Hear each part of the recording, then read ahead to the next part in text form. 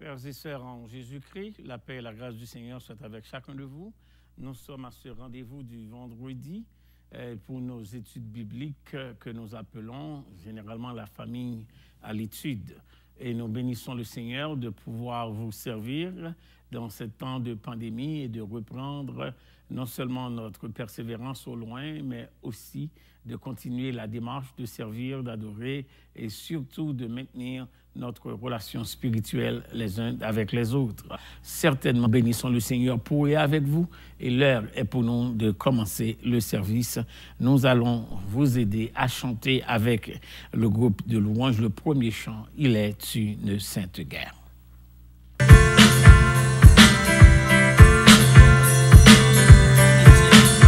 Il est une sainte guerre, il est un combat divin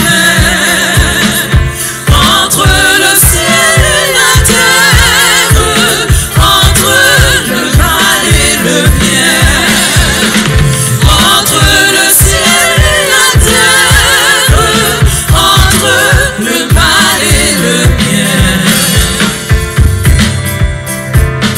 Certaine est notre victoire, luttons sans crainte et sans peur. Nous combattons pour la gloire de Jésus le Rédempteur. Nous combattons pour la gloire de Jésus le Rédempteur. La justice est notre armure, la foi notre bouclier, la vérité pour ceinture, doit à jamais l'oublier.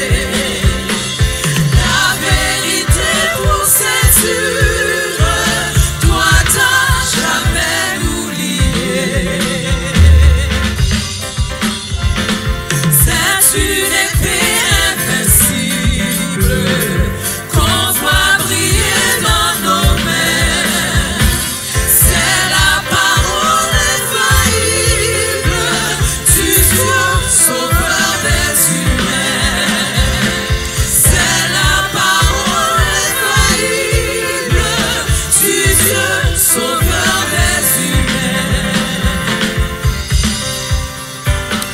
Sous la bannière immortelle, les cœurs en haut nous marchons, de la patrie éternelle, pas à pas nous approchons. De la patrie éternelle, pas à pas nous approchons. Après la lutte suprême, la couronne nous attend. Jésus la mettra lui-même sur le front du combattant. Jésus la mettra lui-même sur le front du combattant.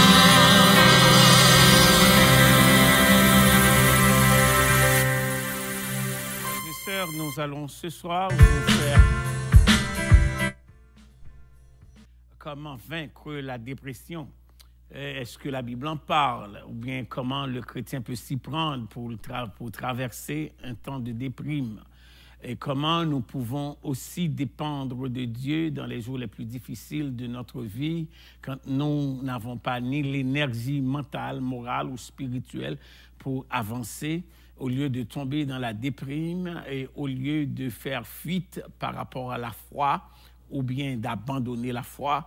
Quelle doit être l'attitude du chrétien dans ces temps de grandes difficultés qu'on appelle cette COVID-19, donc qui nous apporte premièrement confinement, déconfinement, reconfinement, et nous comprenons que ça peut être certainement des situations difficiles à gérer. Ce soir, nous allons vous présenter un personnage de la Bible, de l'Ancien Testament, un grand homme de Dieu, bien que nous lisons dans l'épître de Jacques que c'était un homme comme nous, mais il pria. Et nous allons voir l'autorité, la puissance de cet homme qui frisait la dépression et quelle était son attitude. Donc, je vous demanderai de ne pas fuir votre écran, de rester branché et nous allons vous donner les outils nécessaires sous l'onction du Saint-Esprit pour vaincre cette pandémie et traverser non seulement ces temps difficiles dans la foi, au pied du Seigneur et reprendre l'énergie de la persévérance et de la confiance en Dieu. Nous allons nous incliner devant le trône de la grâce par la prière. Prions le Seigneur. Notre Dieu, notre Père, en Jésus-Christ, notre Sauveur, nous te bénissons, te louons, t'adorons, t'exaltons parce que tu es Dieu d'éternité en éternité. Nous reconnaissons non seulement ta bonté sur notre vie, mais nous reconnaissons aussi ta fidélité déployée au notre Dieu à nos matinées, et ceci sans cesse répété pour nous amener, ô notre Dieu, à saisir la manifestation de ton amour, de ta miséricorde, de ta bonté envers chacun de tes enfants.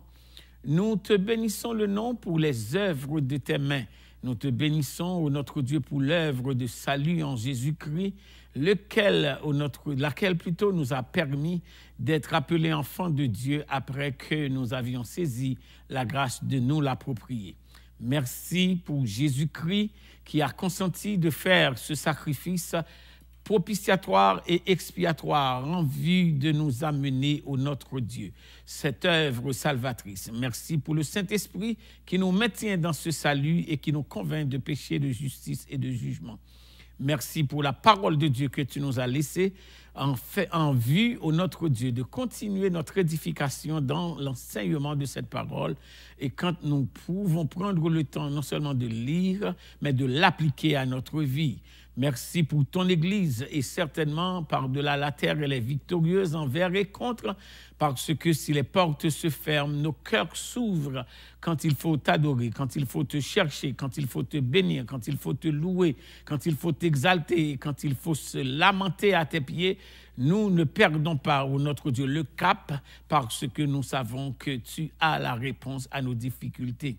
C'est par la bouche de l'apôtre Paul que tu nous invites, ô notre Dieu, à faire la démarche parce qu'il nous dit « En toutes choses, faites connaître nos besoins à Dieu par des prières et des supplications en rendant des actions de grâce. » Ainsi, Seigneur, nous ne perdons pas de vue que cette invitation reste et demeure une opportunité pour nous de ne pas nous absenter devant le trône parce qu'il y a une prédisposition de ta part, non seulement de nous accueillir, de nous écouter, mais aussi de nous exaucer.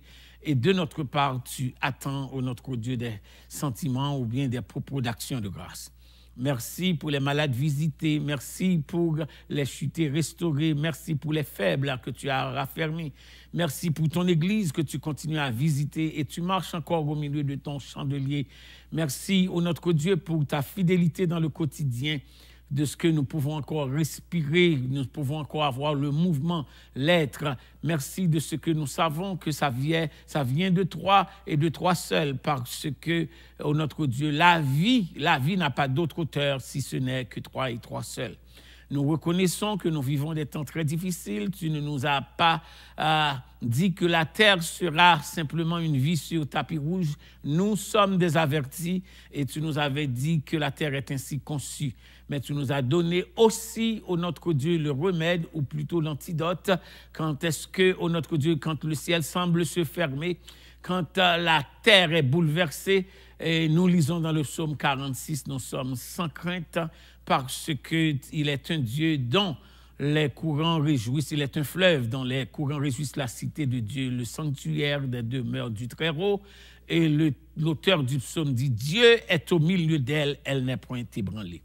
Merci de ce que ton secours ne s'absente pas dans la vie de tes enfants et que tu ne restes pas insensible quand l'épreuve est là et tenaille nos vies. Merci de ce que tu es ce Dieu non seulement de la présence, de l'omniprésence et aussi le Dieu qui est omniprésent pour exercer puissance et accorder délivrance. Nous attendons de toi, ô notre Dieu, non seulement une intervention à nouveau pour nous permettre, ô notre Dieu, de passer à travers cette pandémie. cet ange de la mort qui revisite et qui encore effraie l'humanité. Nous prions en ton temps et à ta façon. Tu sauras le disparaître et nous donner l'opportunité de te servir et de revenir dans ta maison pour célébrer, ô notre Dieu, tes merveilles que tu aurais accomplies envers ton peuple. Nous remettons entre tes mains les familles de l'Église, les ministères. Nous remettons entre tes mains aussi, Père des cieux, tous les ouvriers de l'œuvre, que ce soit l'office pastoral, le conseil d'administration, le conseil des anciens, le conseil des ministères, les moniteurs et monitrices d'école du dimanche, la jeunesse. Nous prions, ô notre Dieu, pour l'association des femmes et des hommes.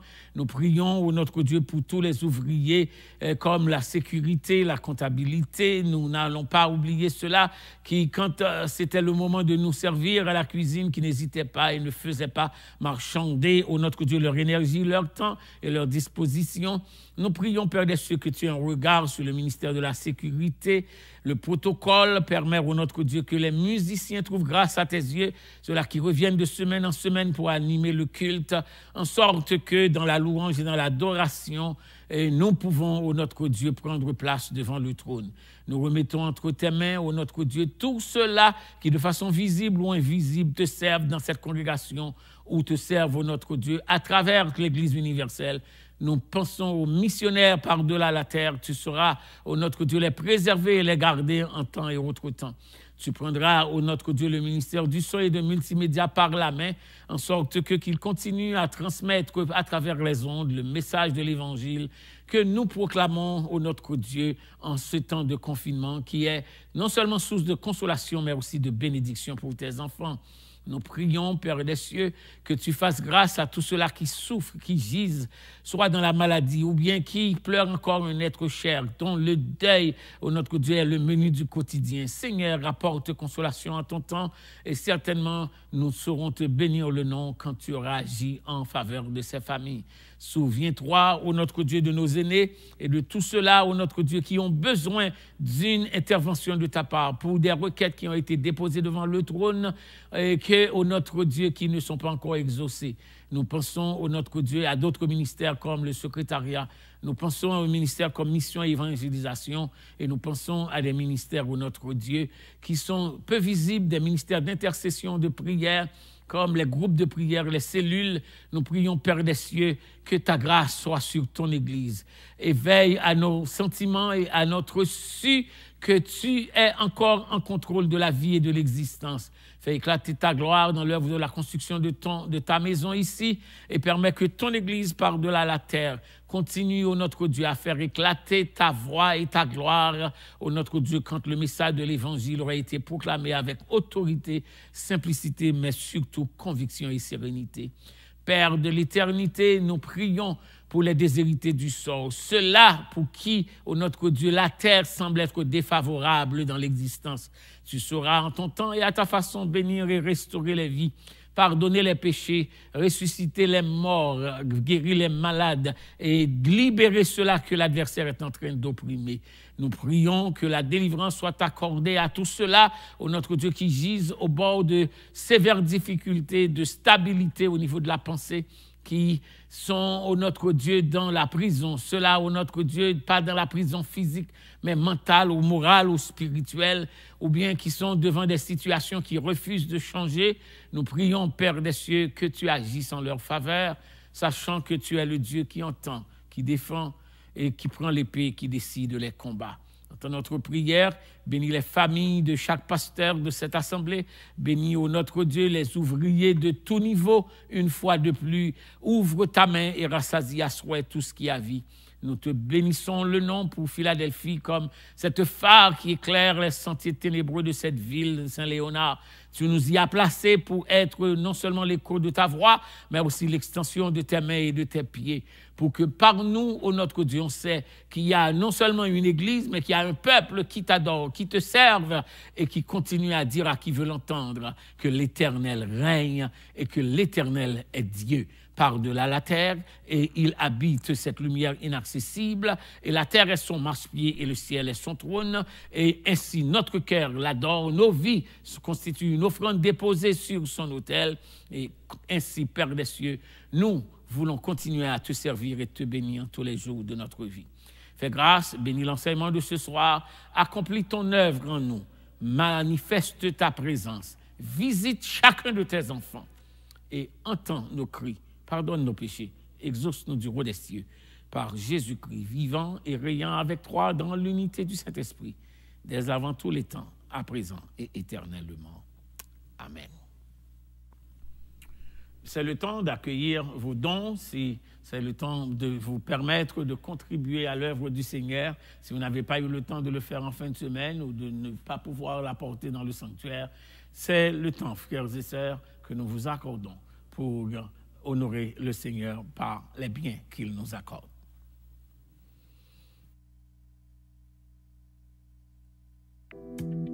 À vous qui adorez avec nous dimanche après dimanche par le biais de l'Internet, tout le plaisir est pour nous d'étendre nos salutations jusqu'à vous. Si vous désirez adorer avec nous par vos dons, cela est maintenant possible. Rendez-vous sur le www.philadelphie.org/dons. Choisissez votre langue de préférence dans le coin inférieur droit. Puis, choisissez le montant de votre don. Au besoin, choisissez l'une ou l'autre des options du menu déroulant et cochez la case « Don mensuel » si vous désirez faire une contribution sur une base régulière. Vous avez ensuite le choix de faire votre don à partir d'un compte PayPal déjà existant ou faire un don avec une carte. Important, si vous êtes déjà membre de l'Église évangélique Philadelphie et que vous avez un numéro de dîme, inscrivez-le dans la case « Écrire un message ». Puis, remplissez le formulaire de vos informations personnelles afin de compléter le processus.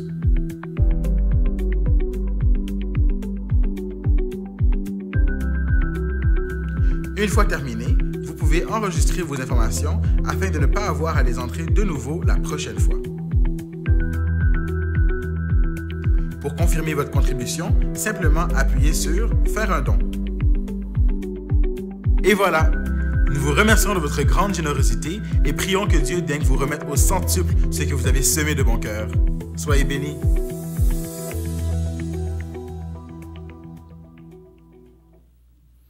Frères et sœurs, nous allons vous lire 1 Roi chapitre 19, les versets 1er jusqu'au verset 11 inclusivement.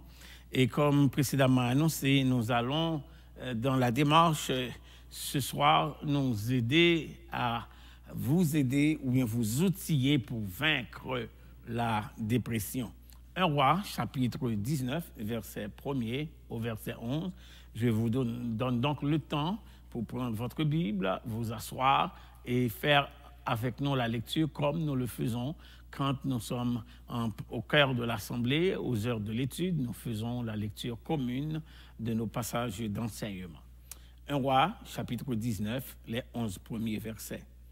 Akab rapporta à Jézabel tout ce qu'avait fait Élie et comment il avait tué par l'épée tous les prophètes. Jézabel envoya un messager à Élie pour lui dire « Que les dieux me traitent dans toute leur rigueur si demain, à cette heure, je ne fais de ta vie ce que tu as fait de la vie de chacun d'eux. » Élie, voyant cela, se leva et s'en alla pour sauver sa vie. Il arriva à Beersheba qui appartient à Juda et il y laissa son serviteur. Pour lui, il alla dans le désert où, après une journée de marche, il s'assit sous un genêt et demanda la mort.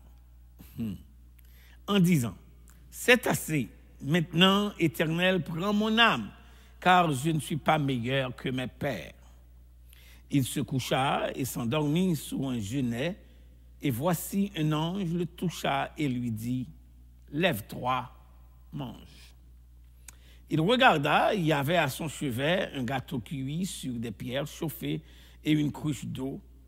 Il mangea et but, puis se recoucha.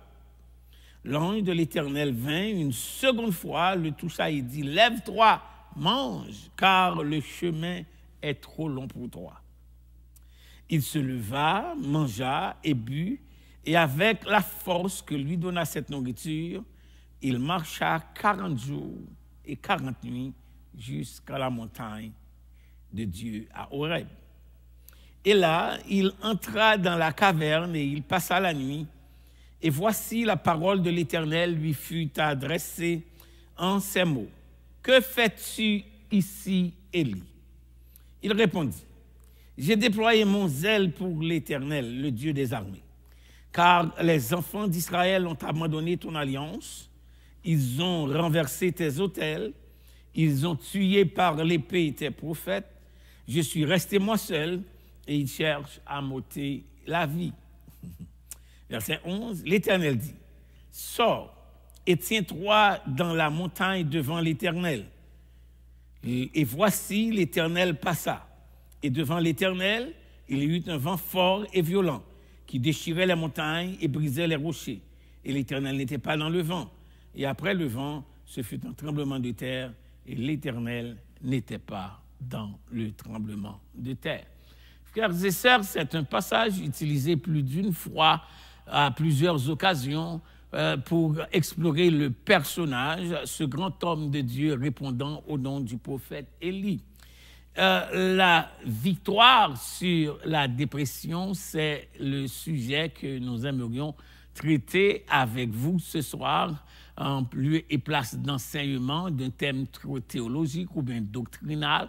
Donc, nous situons cet enseignement dans le contexte que nous vivons, qui peut être une occasion ou bien une situation qui amène déprime ou dépression ou mécontentement. C'est quoi, frères et sœurs, la dépression? La dépression, c'est une maladie mentale. C'est une maladie mentale qui est alimentée par comme le chagrin ou bien le mécontentement ou bien quand on a perdu le sens de l'espérance, quand on a perdu le sens de la valeur de soi, de l'estime de soi. C'est une maladie qui ne se guérisse pas d'elle-même. Et ainsi, ça ne disparaît pas avec le temps si on n'y prend pas soin.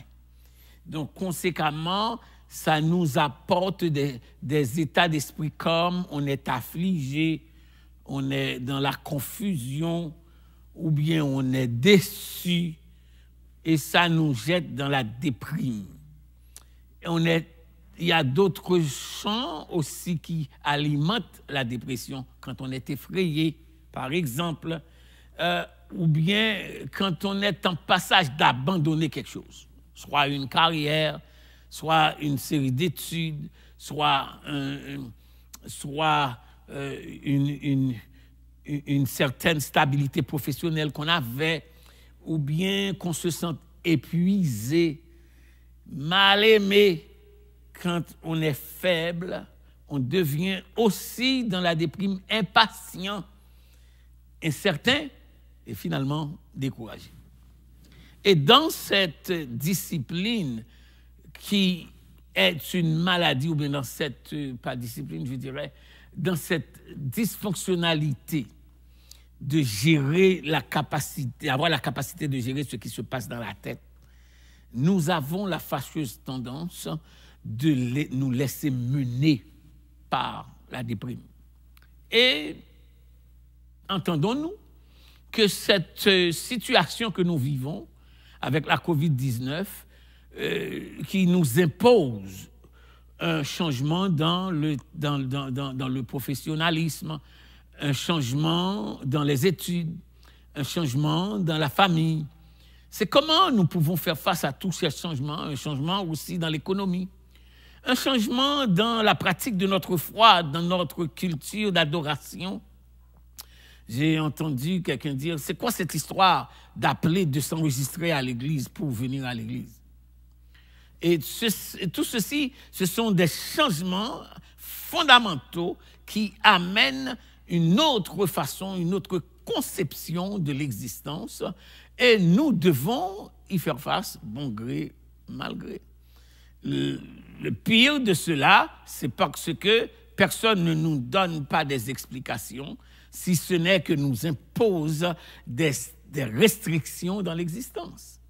si ce n'est que nous imposer, je m'excuse, si ce n'est de nous imposer, qu'on nous impose, ou bien de nous imposer des restrictions dans l'existence qui sont des droits d'existence. Je parle pas simplement des droits de citoyens au niveau de la loi, de la législation. Non, c'est des droits d'existence. Une fois qu'on a droit à l'existence, on respire. On n'a pas obligé de mettre quelque chose sur nos nez, sur nos lèvres, qui nous irrite parfois pour pouvoir vivre. On va au marché quand on a le besoin, on en sort quand on a le besoin. Jamais on ne devrait se mettre en ligne pour rentrer dans un supermarché. Jamais on ne se met pas en ligne pour entrer à l'église. Jamais on ne se met pas en ligne pour entrer dans un magasin ou quoi que ce soit. Ce sont des changements fondamentaux qui viennent de chambarder la vie et l'existence et qui amènent des confusions un peu partout. Que ce soit chez les enfants, que ce soit chez les jeunes, que ce soit chez les couples, c'est la famille, c'est les grands professionnels comme c'est les journaliers, ceux-là qui font des travaux de main. La vie a changé sous nos yeux sans préavis. Sans préavis. Et ceci, c'est l'occasion de regarder non seulement la dysfonctionnalité de la famille, comment ça fait aussi sortir des choses. Que le travail, des fois, était un subterfuge pour cacher autre chose. Et ainsi, l'économie, soit la perte du travail, ou bien le fait qu'on est obligé de rester de travailler à la maison, que je considère comme un privilège pour certains qui ne le voient pas comme ça, mais pensez à ceux-là qui ont perdu leur emploi et qui doivent continuer à vivre envers et contre, et qu'aujourd'hui, les $2000 que le gouvernement avait donnés, il revient à la charge, vous devez le remettre, et vous êtes encore dans la même situation. Vous comprendrez, frères et sœurs, que cette situation n'est pas facile. N'est pas facile, ce n'est pas une question de ne pas avoir la foi, mais il y a aussi la peur de ne pas sortir. Il y a des gens qui s'isolent carrément à l'intérieur, qui sont confinés dans leur maison, qui ont peur même de respirer, qui restent chez eux et qui se demandent de quoi demain sera-t-il fait. Jusqu'à ce quand ça va disparaître. Qu'est-ce que va nous dire le gouvernement encore? Comment on peut envisager à vivre encore comme ça pour longtemps? Est-ce que c'est pour 6 mois? Il y a beaucoup de questions non répondues. Et tout ceci, ce sont des sources de dépression. Alors, croire ou non, les statistiques disent au moins 1/4 de la population mondiale souffre de la dépression avant cette pandémie. Écoutez, 1/4 de la population mondiale souffre de la dépression avant que vienne cette pandémie. En d'autres termes, sur chaque 10 personnes, il y a 3 personnes qui souffrent de la dépression. Si on regarde simplement du côté global. Et quelquefois, dans la majorité des cas, je ne veux pas vous effrayer, et sur ces 3 personnes-là que je viens de mentionner, l'une va connaître la mort. L'une va rentrer dans la mort, qui ne peut pas en sortir, et puis qui va certainement tomber carrément jusqu'à perdre la vie. Il n'y a pas d'histoire des gens qui sont nés déprimés, ou bien une masse de gens qui sont morts déprimés. Mais il y en a des gens qui sont morts à cause de là. Il n'y a pas une magnitude, il n'y a pas un nuage. Ce n'est pas effrayant le chiffre, mais ça existe des gens qui sont morts de la dépression. Maintenant, est-ce qu'il y a des personnages bibliques qui ont vécu ces temps-là? Et s'il n'y a pas de personnages bibliques, est-ce que la solution à la dépression est exclusivement séculière, médicale, elle est exclusivement scientifique?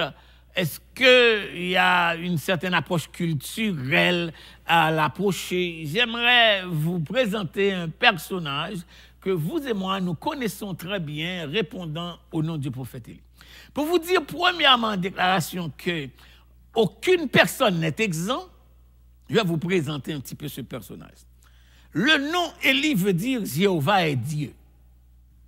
C'est ce que veut dire son nom de l'hébreu El-Hai. Donc, si on va de l'anglais, de l'hébreu, le El, c'est Dieu, I, je suis Dieu, si vous voulez. C'est ce que veut dire son nom. Jéhovah est Dieu. C'était une voix imposante de l'Ancien Testament. Imposante de l'Ancien Testament, c'est un homme qui avait le pouvoir de parler aux instances politiques de son temps.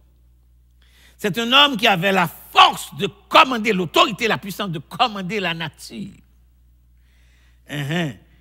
C'est un homme d'un symbole ou bien d'autorité d'une rare particularité.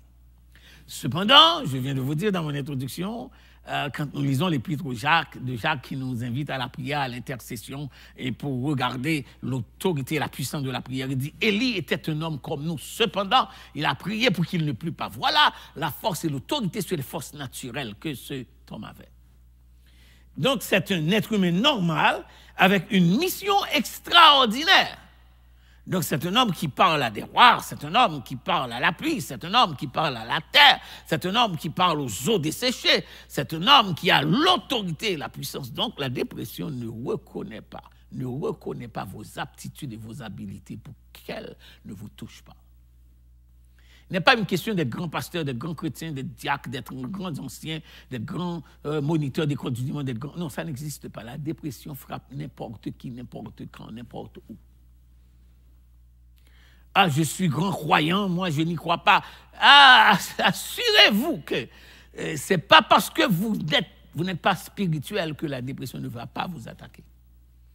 Non, ce n'est pas parce que vous êtes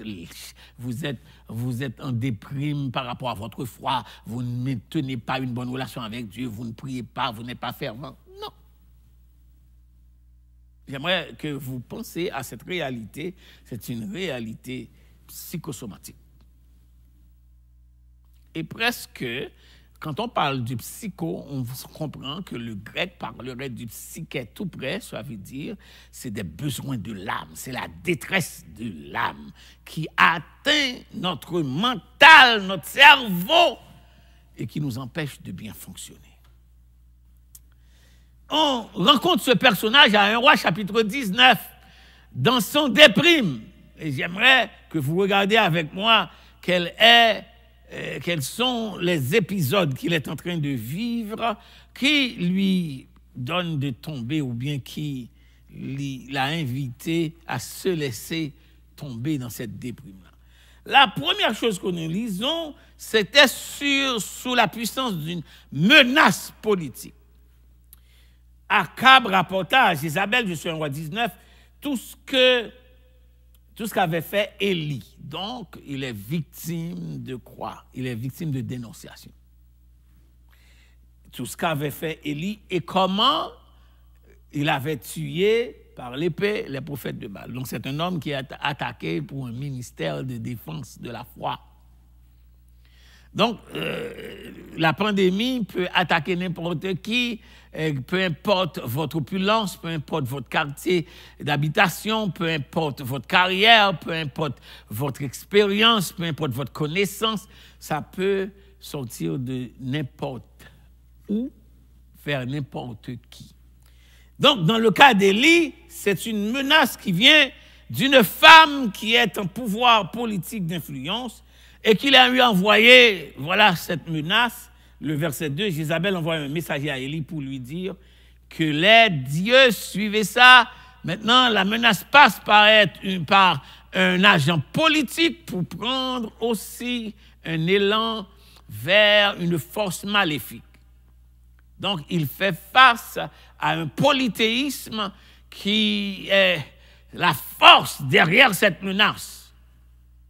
Donc, il ne sait pas c'est à quelle divinité Jézabel aurait attaché cette menace, mais écoutez le langage, il dit que les dieux. Donc, ce n'est pas une force, c'est plusieurs divinités, c'est une polythéisme est envisagé pour attaquer le prophète. 1. Sous peine de conspiration contre lui, dénonciation. 2, une menace lui a été envoyée. Et 3, sa vie est menacée. Bon, supposons qu'on nous dit que cette COVID-19 vient de la Chine ou de la France ou de n'importe quel pays du monde. Donc, on ne peut pas dire c'est une force naturelle parce qu'on sait que ça a été fabriqué. Donc, c'est un produit humain qui est en train d'atteindre non seulement votre vie, serait-ce votre premier motif d'existence, votre premier droit d'existence, c'est la respiration. Et voilà ce soir un personnage qui fait face à la menace comme la COVID-19 fait menacer notre vie. Qui plus est, on ne sait pas quand est-ce qu'on le prend, quand est-ce qu'on ne le prend pas. On ne sait pas où est-ce qu'on peut l'attraper, où est-ce qu'on ne peut pas l'attraper. Voilà pourquoi les gouvernements font toutes sortes d'exercices. Ils disent qu'il faut fermer les lieux publics, il faut empêcher les réunions à la maison. Donc, on est en train de vous distancer de vos proches. Ce n'est pas même de vos proches, de votre famille. On nous dit qu'il y a des zones jaunes, des zones rouges, des zones vertes. On essaie d'inventer toutes sortes de précautions. Donc, en sorte que votre foi est attaquée, votre liberté morale est attaquée, votre liberté de citoyen, d'homme, simplement d'humain est attaquée. Donc, la vie est menacée. C'est assez pour être déprimé. Nous allons continuer pour voir ce qui se passe avec ce grand homme. Il recevait un message de mort. Il dit que les dieux me traitent dans toute leur rigueur si demain à cette heure, je ne fais de ta vie ce que tu as fait de la vie de chacun d'eux. Donc, ici, la menace prend une autre dimension. C'est une réponse. C'est une réponse à ton ministère de défense de la foi et tu as tué des prophètes. Donc, en réponse, on va aussi te tuer. Donc, Élie pourrait se consentir et admettre que, bon, c'est justice, mais pour nous, c'est à qui nous avions eu affaire d'enlever la vie pour qu'on veut nous enlever la vie. On nous dit que c'est une tentative de réduire la population mondiale. C'était l'objectif de cette pandémie ou bien de cette COVID-là. Donc, on veut vous enlever la vie parce que vous êtes au nombre de ceux-là qui sont un peu de trop sur le globe. Et donc, c'est irrationnel, ça. Nous allons voyager pour voir qu'est-ce qui est arrivé à cet homme qui est à la fois affligé, qui est à la fois déprimé, qui est à la fois effrayé, qui est à la fois épuisé, qui devient faible comme homme puissant, qui devient impatient, qui vit dans une incertitude et qui est découragé. De ce fait, regardons le verset 3. Élie, voyant cela, se leva et s'en alla pour sauver sa vie. La première chose qu'il fait, il va se cacher, s'isoler. C'est pas ce que nous faisons dans la dépression. On se ferme, soit dans une chambre, on ne parle à personne, on ne se baigne pas, on ne se lève pas. On va voir, c'est des signes de dépression. Il n'y a pas de toilette, on ne se réveille pas avec la même énergie, on regarde la vie avec une incertitude. Il est en train de s'isoler pour sauver sa vie. Où est-ce qu'il faut s'isoler? Pendant l'enseignement ce soir, je vais faire référence à des passages bibliques que vous devez lire et à des cantiques, comme le cantique vivant sur cette terre de péché, de confort, de bonheur privé, vivant contre l'adversaire obstiné qui est cette COVID-là aujourd'hui. Qui peut m'aider sinon Jésus? Les amis sont gentils et je les aime, nous vivons en bon terme. Mais quand mon âme a soif de paix suprême, c'est ce que cette COVID fait, enlève notre paix. Qui peut m'aider suivant Jésus? La vie est belle auprès de bons parents. Bon, dans ces derniers temps, même les parents, vous ne pouvez pas les visiter. Qui m'entourent bien tendrement. On n'a pas ça aujourd'hui. Mais de la mort, quand mugit le torrent, c'est ce que fait la COVID-19. Mais de la mort, quand mugit le torrent, qui peut m'aider sinon Jésus? Quand vous faites face à ce confinement, quand vous faites face à cette situation désobligeante, quand vous faites face à cette affliction, à ce temps de confusion, à ce temps de déception, de déprime, n'oubliez pas de lire ce passage. Psaume 27, psaume 34, psaume 42, Psaume 43, Psaume 88, Psaume 143. Si vous êtes affligé, lisez le Psaume 107. Si vous êtes en passage d'abandonné, lisez le Psaume 29 et le Psaume 145. Et si vous êtes épuisé, lisez les Psaumes 6 et Psaume 63. Ça nous permet, frères et sœurs, de garder contact avec la parole qui sait faire renaître la vie. Maintenant, face à cette situation, Élie veut s'enfuir pour sauver sa vie. C'est ce que nous dit 1 Roi chapitre 19, verset 3. Voyant cela, il se leva et s'en alla pour sauver sa vie. Comment il pense sauver sa vie? Il arriva à Beersheba, qui appartient à Juda, et il y laissa là son serviteur. Donc comprenons qu'il s'isole. Il s'isole de ceux qu'il aime. Au verset 3, il s'isole au verset 4. Et c'est tellement vrai, il laissa son serviteur pour lui. Il alla dans le désert où après une journée de marche, il s'assit sur un genêt et demanda la mort. Donc il veut être euthanasié, pas se suicider. C'est la différence. La différence, c'est parce qu'il ne veut pas se tuer, il demande à Dieu de le faire. Donc il veut être euthanasié. Et voilà ce que nous appelons, nous autres théologiens, psychologues, ceux-là qui sont dans la médecine mentale, que c'est un homme ici qui vient de faire preuve de lâcheté et qui s'attaque à la souveraineté de Dieu. En fait, aspect théologique du texte, aspect psychologique, il est dans une déprime si forte que la vie ne fait plus de sens, excepté qu'il ne va pas se tuer, il demande d'être euthanasié. Donc, il commande à la souveraineté de Dieu d'abréger ses jours.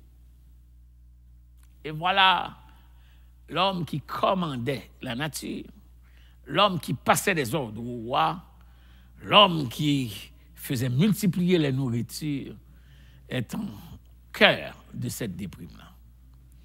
Il s'isole, il demande la mort, il demande d'être euthanasié, ça ne reste pas là. Maintenant, il dépose ses plaintes pourquoi il veut mourir. Il dit, c'est assez maintenant, Éternel, prends mon âme, car je ne suis pas meilleur que mes pères. Il se dégrade, il perd l'estime de soi.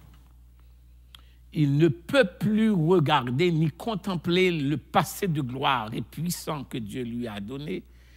Il ne pouvait pas se rappeler quand il se tenait devant Akab pour pouvoir saisir cette autorité, pour dire qu'il n'y aura ces années-ci ni rosée ni pluie sinon à ma parole. Il ne pouvait même pas se rappeler qu'il était un instrument de puissance et d'autorité entre les mains du Seigneur. Il a perdu son estime de soi. Force de dépression. Il a perdu son estime. Le texte continue pour dire, en déposant sa plainte, maintenant il fait un regard sur lui-même et dit qu'il est un vaurien, qu'il n'est pas meilleur que ses pères. Le verset 5 continue. C'est ce que nous faisons quand nous sommes dans la déprime. Il se coucha et s'endormit sur un genêt, et voici un ange le toucha et lui dit, lève-toi, mange. Il fait une grève de faim. Il a perdu l'appétit. Et c'est tellement vrai qu'on va lire le texte pour voir que l'ange était obligé de revenir 2 fois pour l'inciter à manger. Donc, il ne mange pas. Donc, cette grève de faim aurait précipité sa mort. Comprenons, frères et sœurs, que vous n'êtes pas les premiers à traverser ces zones grises de l'existence. Comprenons que la Bible, c'est ce livre vers lequel nous nous tournons pour regarder les solutions à toutes les situations de l'existence. Serait-ce des temps de grande déception? Serait-ce des temps de grande dépression? Serait-ce des temps de grande désappréciation de soi? On va continuer le texte. Il regarda, je suis au verset 6, il regarda, il y avait à son chevet un gâteau cuit sur des pierres chauffées et une couche d'eau. il y mangea et but et se recoucha. Remarquez bien, s'il avait gagné un petit peu d'énergie physique avec la nourriture, mais il reprend la posture première dans laquelle l'ange lui a trouvé quand on lui apporta la nourriture. La première chose que je vois en solution, c'est qu'il n'a pas prié pour cette nourriture-là. Il était dans la déprime. Dieu a intervenu de façon souveraine et lui a délégué un ange. Donc, dans votre déprime, Dieu vous voit. Dans votre désappréciation de soi, Dieu vous voit. Dans les gens qui menacent votre vie, les emails que vous recevez, les menaces, les mauvais amis, les cauchemars que vous faites en sommeil, le travail que vous avez perdu, ou bien parce que vous étiez opulent à un poste et qu'aujourd'hui vous le perdez et que ça vous cause carrément des troubles au niveau du mental. Dieu vous voit. Et on dit si bien en anglais, quand les politiciens font leur campagne pour changer la donne politique, soit dans une campagne, il dit « Help is on the way ». Eh bien, je vous dis ce soir, l'aide est en chemin. Dieu vous voit. Il va intervenir. Et Dieu va intervenir si magistralement, après qu'il ait mangé la première fois, il se recoucha. Au verset 7, l'ange est revenu. Je veux vous dire, non seulement Dieu interviendra, mais il persistera. Le verset 7 dit, l'ange de l'Éternel vint une seconde fois.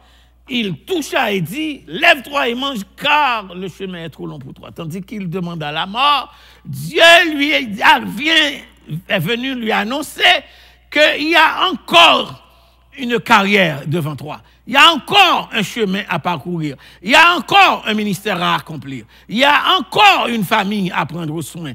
Il y a encore une église qui attend votre, non seulement ministère, mais votre présence. Il y a encore une carrière. Il y a encore peut-être un livre à écrire. Il y a encore peut-être quelqu'un vers qui tendre la main. Il y a encore des âmes à sauver. Ne vous laissez pas déprimer. Il y a encore du chemin à parcourir. Ce n'est pas le temps de baisser les bras. Ce n'est pas le temps d'abandonner. Ce n'est pas le temps de faire œuvre, de faire preuve de défaillance. Il tomba dans cette déprime et une deuxième fois, Dieu est intervenu.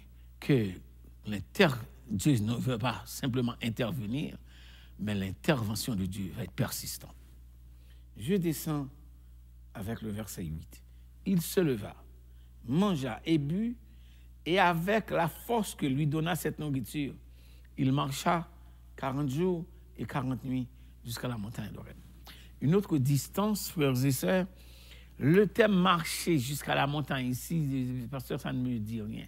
Marcher jusqu'à la montagne, ça veut dire qu'il y a encore d'autres destinées, qu'il y a encore une montagne à gravir. En d'autres termes, vous ne pouvez pas en perdre d'énergie pour longtemps parce que vous devez marcher pour connaître l'ascension. Vous devez marcher pour monter.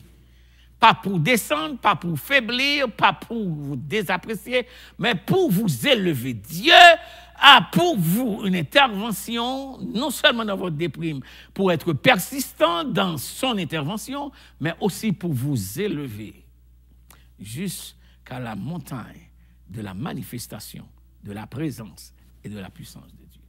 N'oubliez pas, Horeb est symbolique pour le peuple juif. Nous chantons là-bas dans mon Horeb, tout bois à bouler. C'est là que Dieu a commissionné le premier libérateur de ce peuple, le législateur. Donc Dieu est en train non seulement d'intervenir, mais d'être persistant parce qu'il veut vous amener à une historicité, à un commencement qu'il a fait avec ton peuple, avec ta famille, avec tes enfants, avec tes grands-parents, et qu'il y a une histoire à apprendre, qu'il y a une élévation à connaître, qu'il y a une discipline à expérimenter de la bonté et de la fidélité de Dieu. Il ne faut pas perdre de vue. Il ne faut pas perdre de vue que Dieu est en train d'agir. Il a agi, il agira. Cette perte d'appétit a pris l'intervention, ça a suscité l'intervention d'un ange. Et l'ange, pendant 2 fois, donc, est revenu pour fortifier le serviteur de Dieu. Le problème d'Élie n'est pas de l'avoir, non plus, ou de la capacité d'en sortir. Il peut être difficile pour lui. Le problème d'Élie, je reprends. L'ange est venu pour le forcer à manger. C'est la manie que nous avons quand nous tombons en dépression de ne pas manger. On a vu ça tantôt. Le problème, c'est qu'il n'a pas même la capacité de vouloir en sortir. Je reprends. Il n'a pas la capacité ou bien la volonté de vouloir en sortir. Je viens de vous dire au début, ce n'est pas une maladie qui s'efface d'elle-même. Ça prend les interventions des autres. Et la première chose, c'est que Dieu a envoyé. Son premier problème, c'est son imagination. Il dit son premier problème, c'est son imagination. Je vais essayer de vous aider à comprendre ça. C'était pour lui le début de la fin de l'influence qu'il avait sur le roi et sur la royauté. Il dit, regardez ça, il se leva et but, et il entra dans la caverne, au verset 9, et là il entra dans la caverne, une fois de plus, l'isolation, il y passa la nuit, et voici la parole de l'Éternel lui fut adressée en ce moment. La deuxième chose, c'est que dans la dépression, Dieu nous parle. Et non seulement Dieu intervient, non seulement il est insistant, Dieu continue à établir communication avec nous. Donc, ce n'est pas à négliger la lecture de la parole de Dieu. Ce n'est pas à négliger l'enseignement de la parole. Ce n'est pas à négliger les temps d'écouter un message quand vous êtes en déprime. Le texte dit, il entra dans la caverne, il y passa, et voici la parole de l'Éternel lui fut adressée en ces mots. Que fais-tu ici? Ça veut dire qu'il n'était pas à la bonne position. Il répondit. Voilà pourquoi je vous ai dit, son problème est son imagination. Il entra et j'ai déployé mon zèle pour l'Éternel, le Dieu des armées. Les enfants d'Israël ont abandonné ton alliance. Ils ont renversé tes autels. Ils ont tué par l'épée les prophètes. Je suis resté moi seul et il cherche à monter la vie. Ici, il fait un état des faits. Premièrement, je dirais que le prophète est tombé dans une déprime, dans une imagination qui l'a dirigé vers une mauvaise communication. Ce n'est pas les enfants d'Israël qui voulaient le tuer, c'était Jézabel. Jézabel n'est pas du peuple d'Israël. Quand on est en état de déprime, tout le monde est coupable, tout le monde ne veut pas nous voir. Je reprends. Quand on est en état de déprime, tout le monde est coupable, tout le monde devient accusé, tout le monde ne veut pas nous voir. Les enfants d'Israël, il y a une généralité là qu'il fait, tandis que c'était simplement la démarche de Jézabel. Il dit, j'ai déployé mon zèle. Il remet en question le pourquoi il était persévérant pour l'Éternel. Le pourquoi j'avais servi. Le pourquoi j'avais donné des offrandes. Le pourquoi je prenais le temps pour préparer les leçons. Le pourquoi j'avais pris le temps de prêcher. Le pourquoi, si aujourd'hui cette pandémie peut m'amener là, le pourquoi. Il y en a certaines d'entre nous qui questionnent notre appartenance et notre persévérance du passé.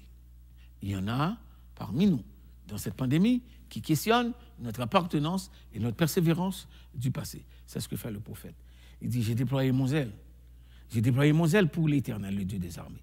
Donc, Dieu est mis au banc des accusés ici. Même Dieu ne se souvenait pas de ce que j'avais fait pour lui. Deuxième chose, les enfants d'Israël ont abandonné ton alliance. Il parle d'un temps d'apostasie. Il dit, non seulement tout ce que j'avais fait n'amène pas le peuple à devenir un meilleur peuple. Donc, j'ai travaillé mal.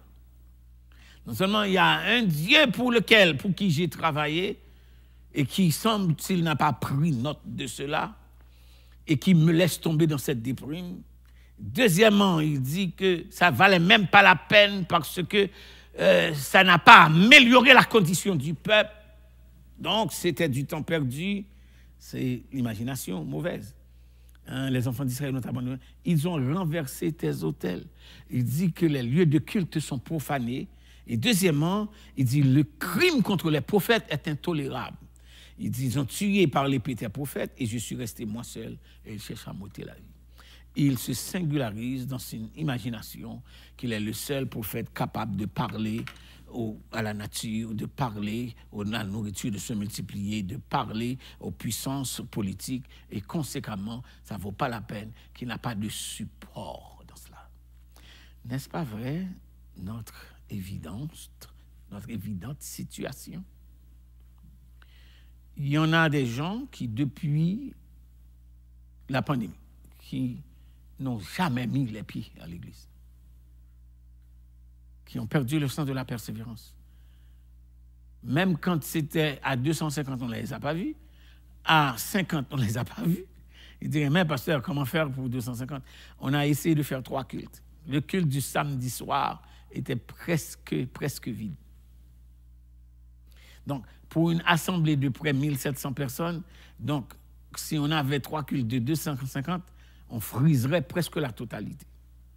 3 cultes, ça nous faisait 3 fois de 600. 700, presque 800 personnes. Parce que les enfants ne sont pas inclus. Regardez comment vous avez peur de cette pandémie qui a attaqué votre persévérance, votre attachement à votre Dieu.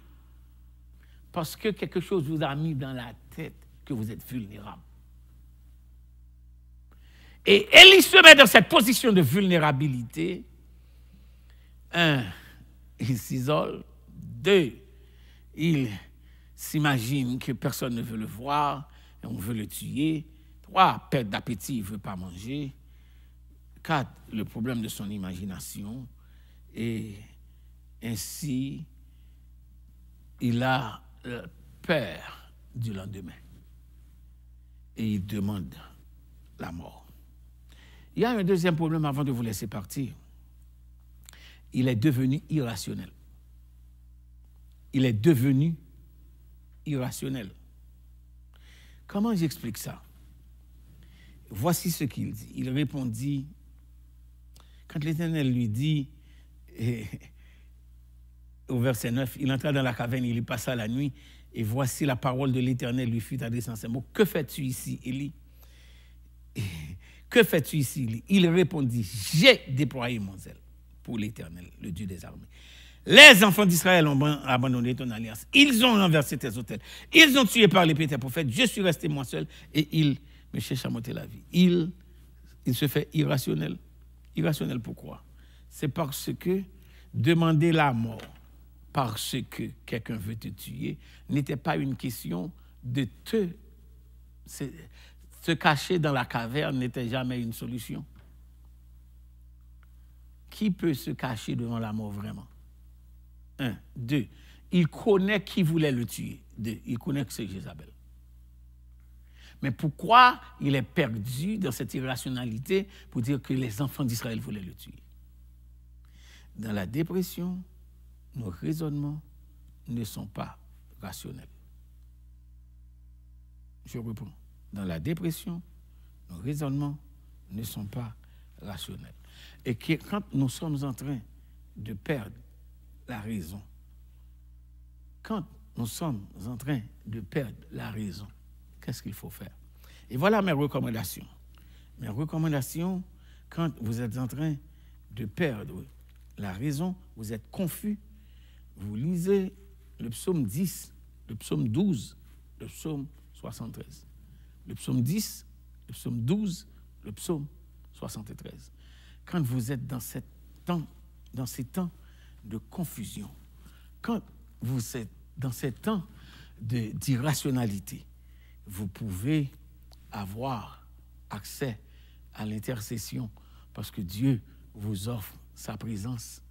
Dieu met à votre disposition sa puissance et Dieu met à votre disposition son omnipotence.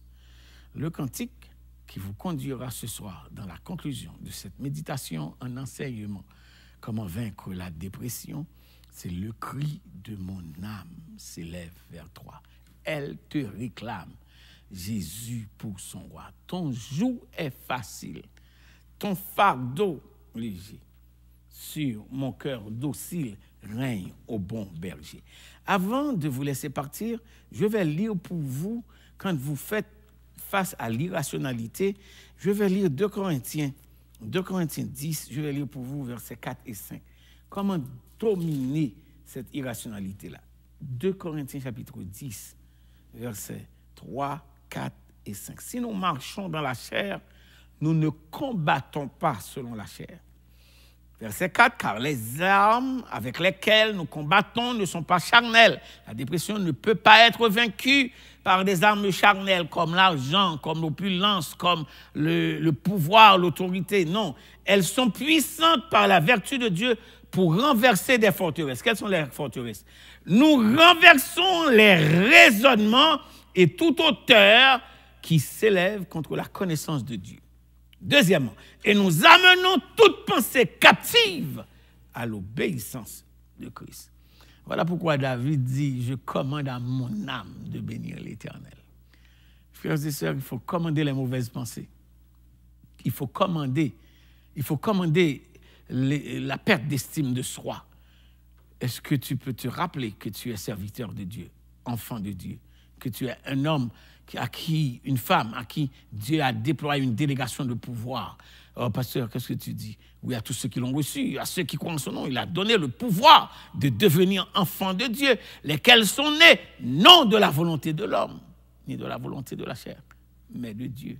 Oui, dans ce cri de mon âme, Dieu se hâtera d'écouter le cri de ses enfants tombés en dépression. Oui, comment faire usage de ces armes en ce temps de dépression? Parole éternelle au Christ rédempteur, prends-moi sous ton aile, habite en mon cœur. Dans la nuit profonde, dans cette nuit où il y a cet ange de mort qui est relâché sur le globe, tiens-moi par la main, lumière du monde, lui sur mon chemin. Et pour épouser une meilleure qualité de vie dans cette pandémie, l'auteur dit, source de l'eau vive, pain venu des cieux, que par toi je vive, paisible et joyeux, quand luira l'aurore du jour éternel, que je vive encore pour toi dans le ciel. Chantons avec l'équipe de louange, le cri de mon âme.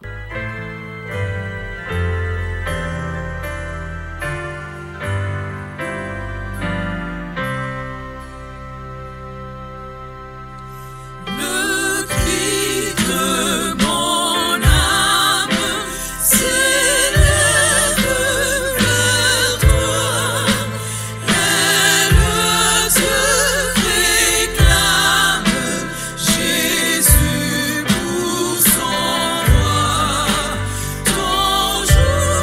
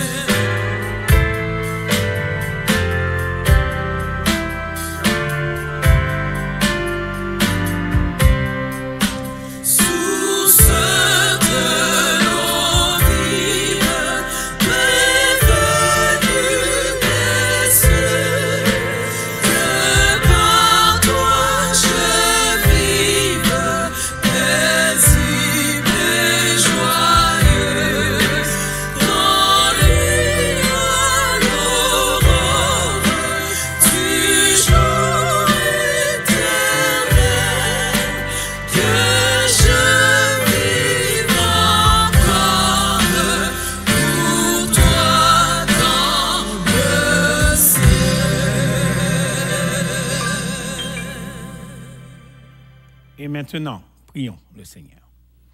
Ô Père de l'éternité, la provision de ta parole à nos cœurs, ô notre Dieu, nous sensibilise à une nouvelle réalité de ta présence dans nos heures de grande défection, de déception et de dépression. Tu es cette source d'eau vive, tu es ce pain spirituel et éternel descendu du ciel. Nous prions, Père des cieux, que tu visites ton peuple, ceux-là qui gisent au bord du désespoir et dont la dépression est le menu du quotidien ou bien c'est ce qu'ils contemplent. Nous prions, ô notre Dieu, que l'appétit revienne. L'appétit non seulement pour manger et nourrir le corps, mais pour nourrir l'âme et garder le contact avec toi, sachant que tu interviendras dans la persistance pour nous relever, ô notre Dieu, dans nos faiblesses, pour nous apporter la sanité dans nos confusions et pour nous amener la stabilité, ô notre Dieu, dans nos faiblesses. Prends-nous par la main et conduis-nous à travers cette pandémie, non seulement, ô notre Dieu, pour nous donner la victoire sur cette situation, mais pour nous donner le témoignage de ta grandeur et de ta fidélité dans la vie de chacun de tes enfants. Relève les chutés, redresse les découragés, prends par la main les dépressés, retiens, ô notre Dieu, la puissance de cette pandémie et accorde la vie à tes enfants et que nous célébrions ton nom pour ce que tu es et glorifions ta majesté pour ce que tu fais. C'est notre prière, que ta parole soit envoyée et que la guérison, ô notre Dieu, soit scellée dans nos vies. Et nous reviendrons dans ce lieu, exalter ton bon nom et dire à qui veut l'entendre que notre Dieu règne encore. Bénis les ouvriers que tu as placés ce soir pour rendre possible, ô notre Dieu, la diffusion de ce service combien signifiant pour tes enfants en ce temps de pandémie. Pourvoir leurs besoins, préserver leur vie et leur famille, fais grâce à tout ton peuple en tout lieu et particulièrement. Bénis tes enfants. C'est notre prière par Jésus-Christ qui vit et qui règne au siècle des siècles. Amen.